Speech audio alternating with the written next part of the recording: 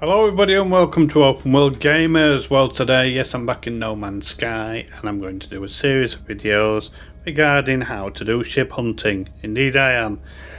The Dark Alliance game that I was playing, there's been a few issues with that, so I'm back on No Man's Sky to do a full series of ship hunting. So, obviously, as you can see, I am in a Explorer, okay? This is the ship I recommend for ship hunting because hyperdrives on Explorers are amazing. So you can get further and faster and all that type of thing.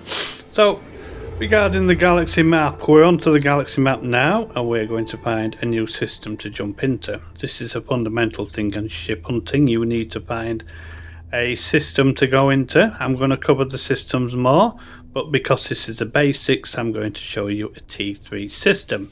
This is a Corvax T3 system experimental. They're going to explain all that in a future video, but not this video today. This is a very long video, but it's going to show you the basics of what you should do while ship hunting in No Man's Sky. As you can see, I've jumped into my new system right now. Okay, so what you need to do is you need to have something called the economy, not the economy. Crikey, what's it called again? Yep, it's your scanner. You scan for a trading outpost, right? You just scanning your ship. You need to go to a trading post. There's a major reason why you need to go to trading posts, folks. Definitely, people go straight to the space station. In space stations, you cannot change your ship. Okay, you cannot spawn into another ship. On a trading post, you can. Right, so let's say I'm in this Explorer now, which is fully maxed out. I will not max it out any further, and it took me an hour to upgrade it, and I don't want to accidentally exchange it for another ship that I've accidentally got that I've chosen. But once you go onto a trading post, you'll see you'll be able to change over to another ship. I believe this is what I'm going to do now. So that's my Explorer, so you can go into all your different ships, as you can see, and you can spawn one onto the ground and either exchange that ship or just get a new ship. Now then, the first wave is the most crucial wave in the game, okay?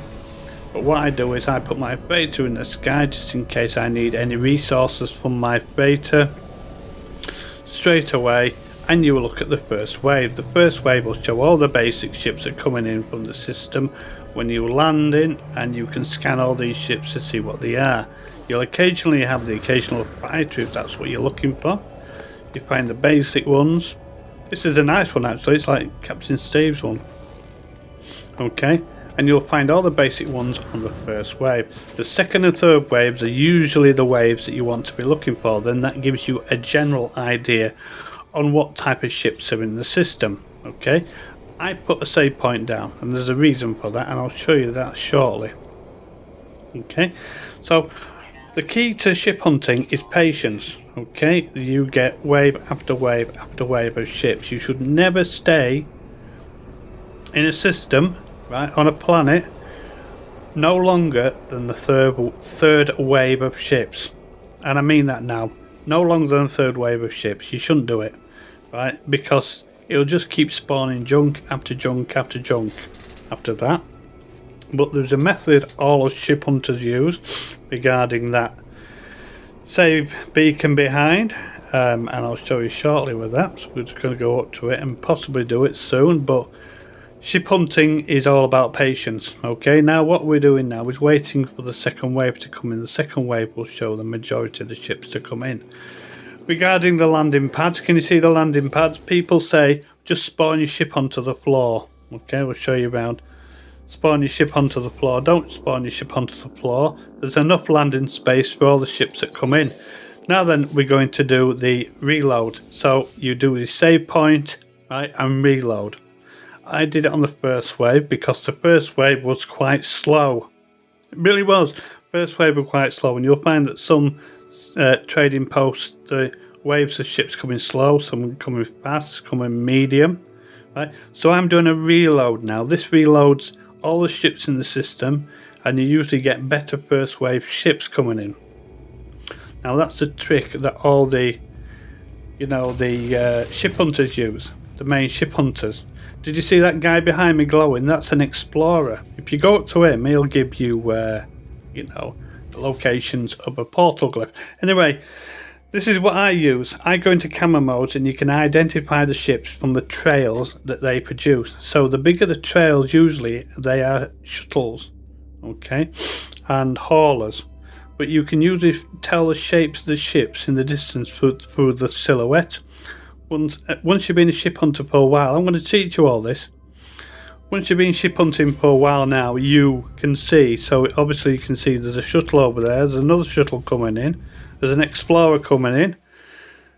So can you see, so this is the next first wave of ships coming in. So we've got explorer, shuttle, that's a hauler. Yeah, so you see what I mean? So any of these ships on this first wave could be an S-class ship. Between S-class and A-class. I quite like that hauler actually, I'm a hauler fan. So that's a B-class and that's a C-class. I reckon that will probably be an A-class, that explorer, when we get to it and have a look. Not quite sure yet. That's a B-class. So if we get one more A-class in here, probably the next wave is going to be all A-classes. And then it goes to A to S. So that's when your exotics tends to come in. So let's have a look at that explorer. Do I have a look at it on this video? No. So I bet that explorer behind is an A-class. I might be wrong, but that explorer with the high ones is an A-class. And all the rest of the ships that will come in will be A-class. They'll be coming up to it. So I think it's time to do another reload. Once you put your save beacon down, you can just reload on the spot. Watch, I'll show you now. So go to my options and just do the manual save, right? And that'll save you back to the point where you did the manual save before. So do you know what I mean?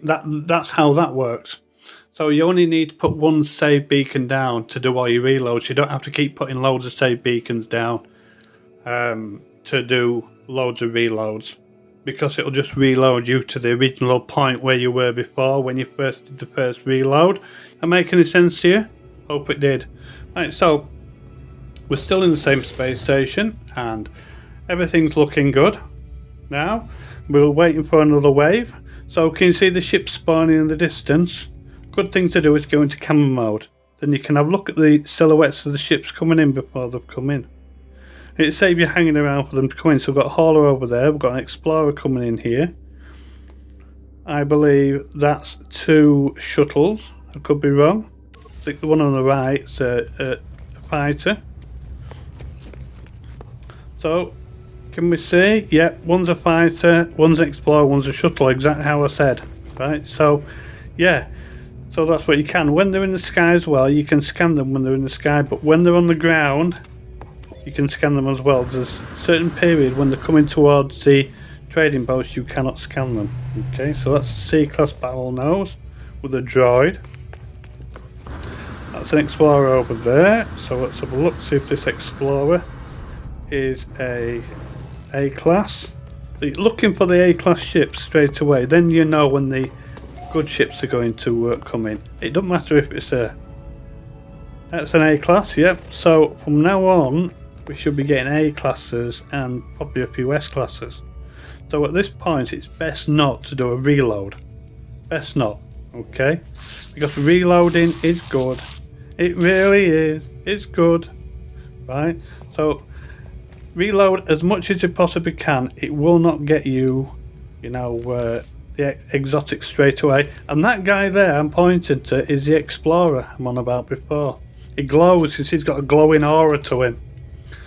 So we're mostly into the video. These are the basics. You need to have the resources to actually keep yourself on the planet. So the planet you're on. So you'll go to loads of absolutely awful planets. So you've got to have the resources and ion batteries and you know, health to, you know, see yourself through this ordeal. Anyway, we're coming to the end of part 1, the basics. Hope it's taught you everything. But you do need a decent ship to get you around. A lot of people use a freighter. I use an explorer. So thanks you all for watching this first tutorial. Goodness me, my voice is going. And I shall see you in the next video. Bye.